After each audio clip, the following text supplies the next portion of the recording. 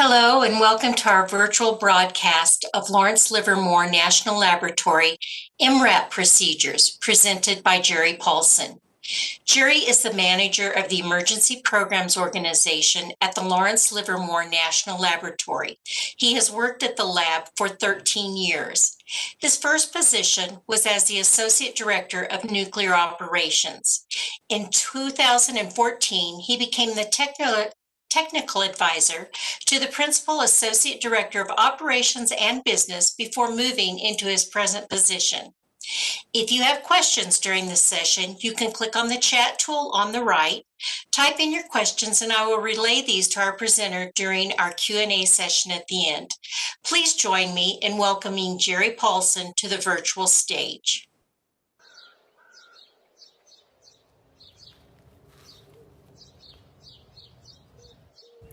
Welcome to Livermore, California. My name is Jerry Paulson, and I am the manager of the Emergency Programs Organization here at Lawrence Livermore National Laboratory.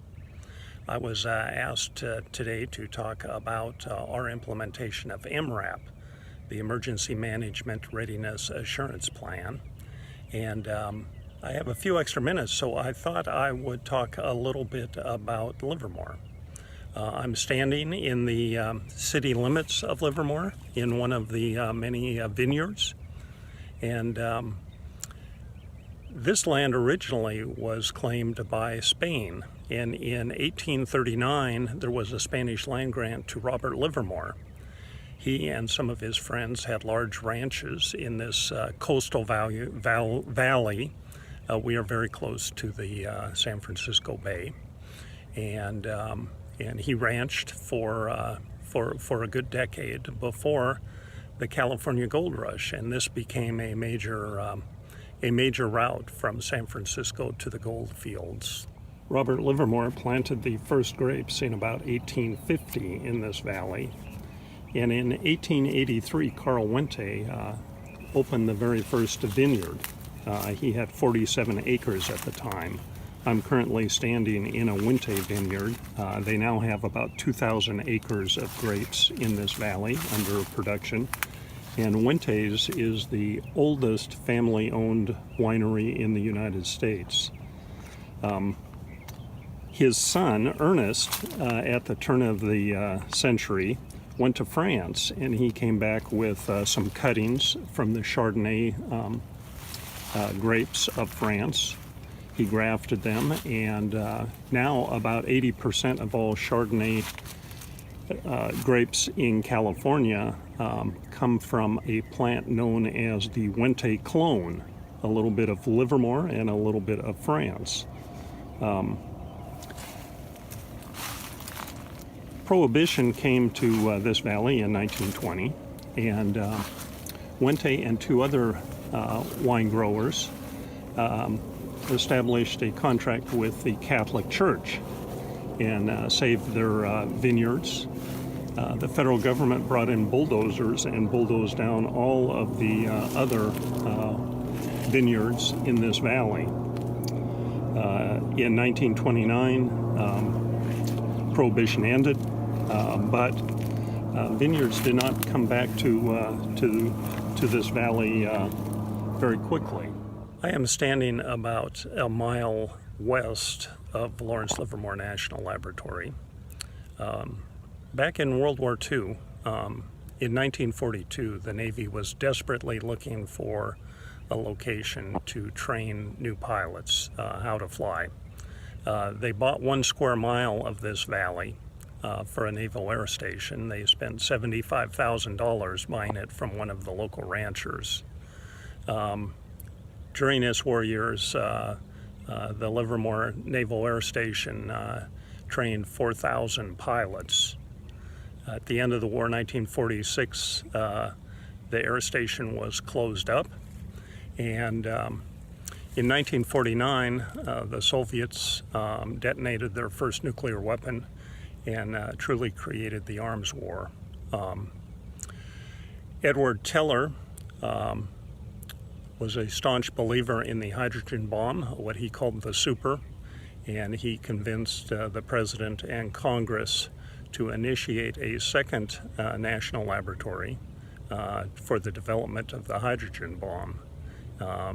Lawrence Livermore National Lab was founded in 1952 on the grounds of the old Naval Air Station, and that's the origin of the laboratory.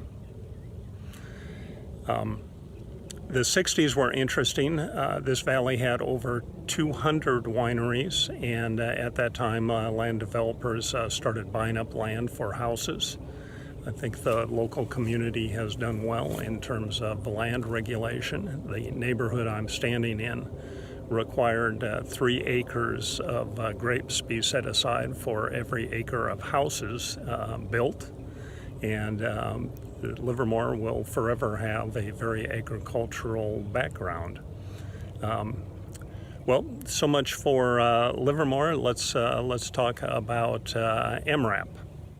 Let's get started in our discussion of the Lawrence Livermore's implementation of the EMRAP process.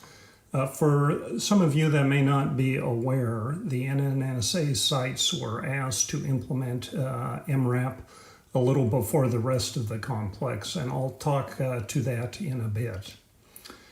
We've had a long history of metrics in the emergency programs organization, and I'd kind of like to touch on history before I talk about the new process.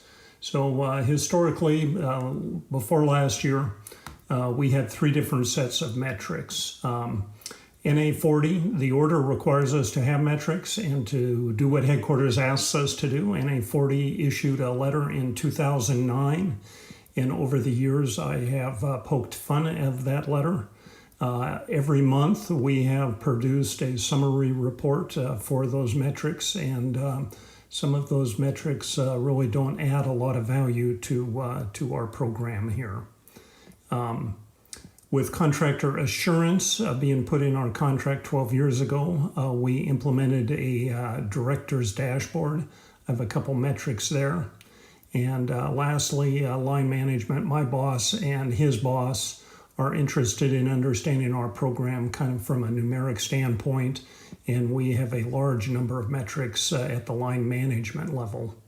I've included a fun graph here. When I first came on board, I was concerned about staffing, and I went back through old org charts and produced this graph. The peak employment in my group was in 2006. We had 16 employees, and you can see the steady drop-off. I eventually concluded that by the time we move into our new EOC, we would have a staff of 0. I use this graph very effective, and we've stabilized our staffing. I currently have a staff of 10, and this graph helped me make that happen. So I am a strong believer in the power of pictures and the power of metrics. The NA40 metrics, here's a fuzzy picture of an old letter.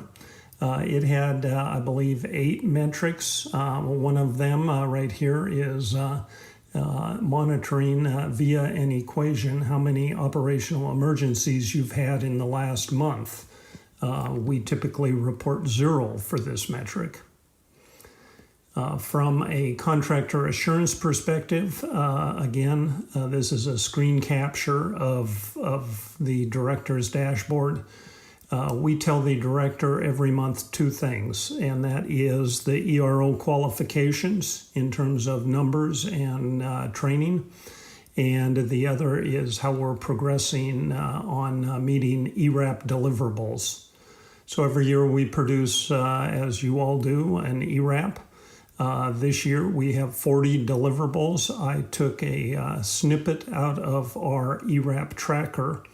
We have, this shows 2 of the 40 milestones. The first one, green, done. We issued a new emergency planning zone for the entire site. And the second one isn't quite done. Our all-hazard survey was due for its triennial revision this year, and it's currently postponed due to our COVID controls. We're almost done. We have 3 buildings that we need to go tour. We may be potentially adding a new EPHA facility to our list, but that's dependent on completing that survey. We have a good number of line management metrics. This is a screenshot of the first slide.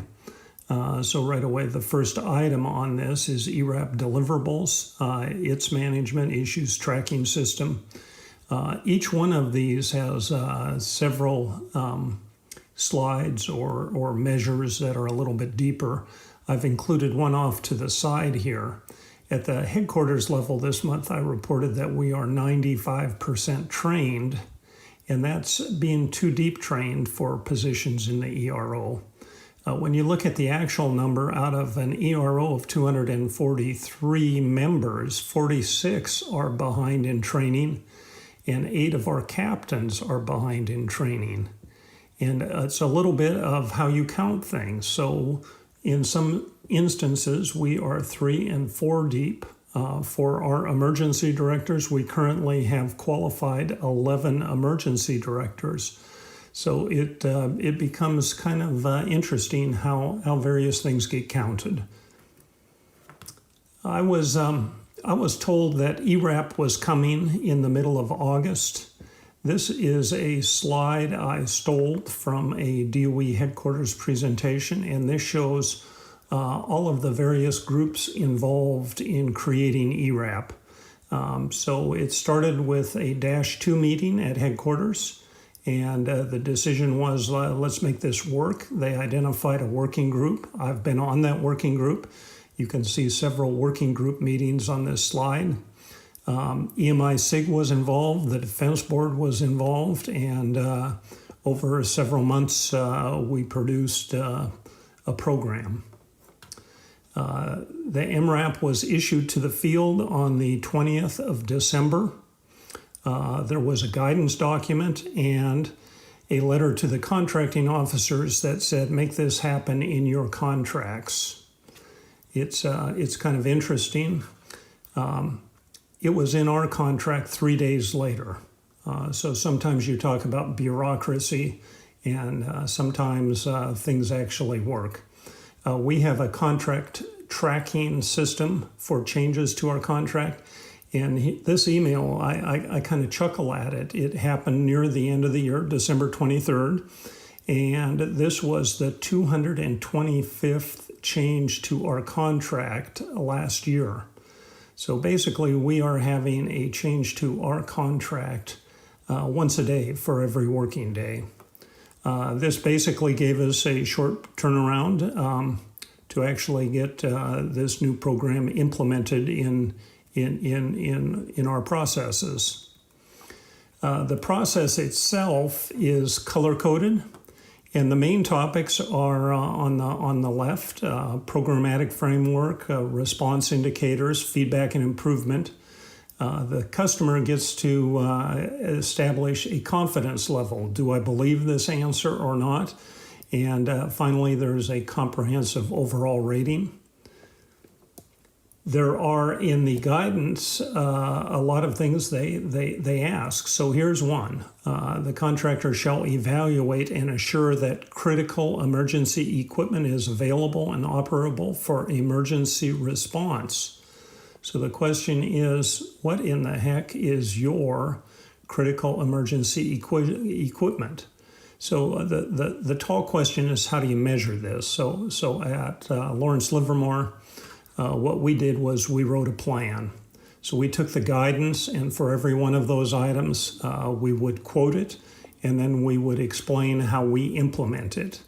So for the specific that I talked about, this is a screenshot out of our plan, and we've determined that there really are 3 things that are critical, and that is our main server, the Ethernet switch located in our EOC, and the digital video switch that runs our video wall in the EOC. And then we add some clarifying notes. Other emergency facilities are covered in a different section, and all of the essential communications equipment is listed in another section. We don't repeat those statistics here. So this is how we measure that specific. And I would suggest to anybody that needs to implement MRAP, you write an equivalent document. In January, all of a sudden, we learn about the Ewrap tool. At least I learned about it. Everything they want us to report is on an electronic page. We upload it every trimester to match our performance appraisal periods.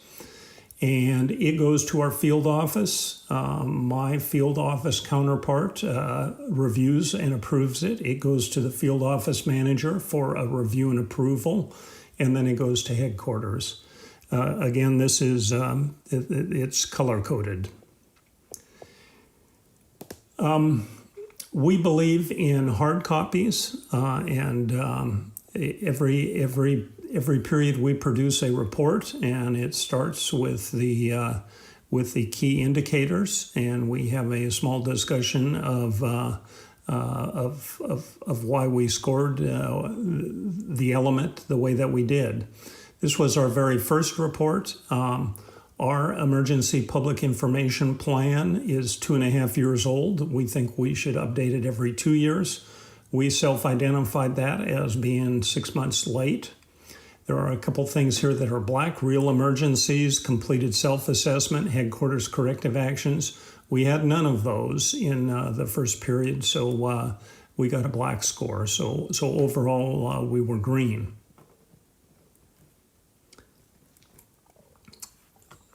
The working group continued to have improvements during the process.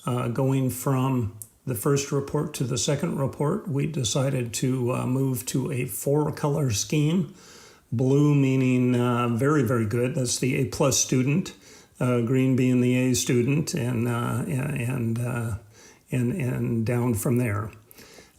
This is a comparison of our first period report to our second. We didn't necessarily get that much better.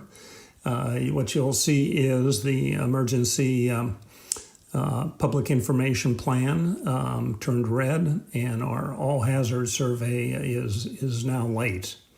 I think this is a pretty good representation of our performance at a very, very high level. You'll also see that one of the measures went away between the first report and the second. I have some overall thoughts. I think the NNSA implementation of Ewrap is done. I think we did a pretty good job of implementing it. I think it is ready for the balance of the DOE complex. I think we have improved a huge amount from answering the questions in the 2009 letter. I think the working groups, I've been on working groups that have worked and working groups that haven't worked. I think we had a working group from headquarters, field offices, and contractors that put a lot of energy into this, and I think the working group actually worked extremely well. And I think one of the telling signs is I produced that nice final report, and I now use that national metric as I brief line management and lab management about our program. I think that's kind of the opening. You know, you can always get down into the nuts and bolts, but I think we now have metrics that kind of scan or span from NA40's headquarters perspective down to telling my boss what my problems are. And last but not least, Allison has really been the working group leader and really put in a tremendous effort on making MRAP happen, and she clearly deserves a shout out. And that's all I have today. We had grand plans for having EMI-SIG in California this year. We were going to end with a very nice wine tasting. And for all of you virtual kind of people, I'm sorry that didn't happen, but I started this talk out in the Wente vineyards, and there it is. Some Chardonnay from Wente, Riva Ranch, one of the best.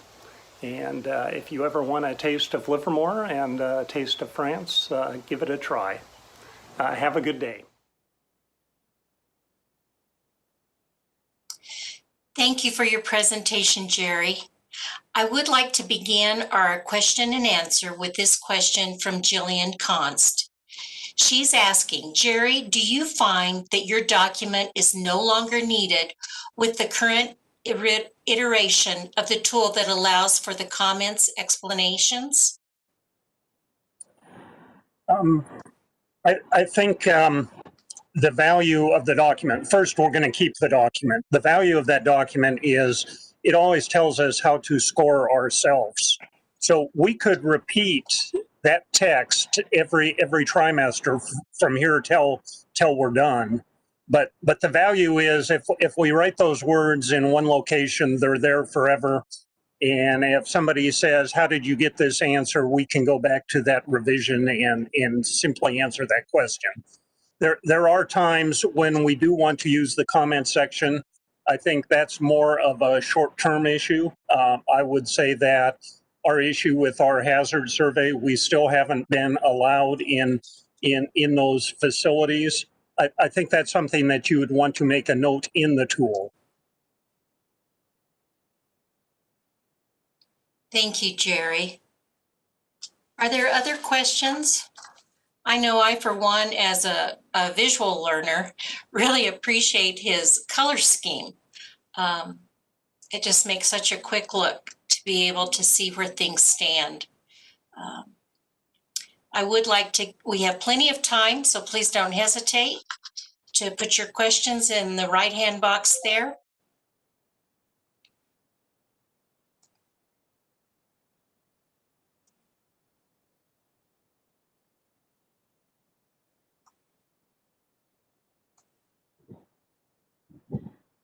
Are we sure no one else has questions for Jerry?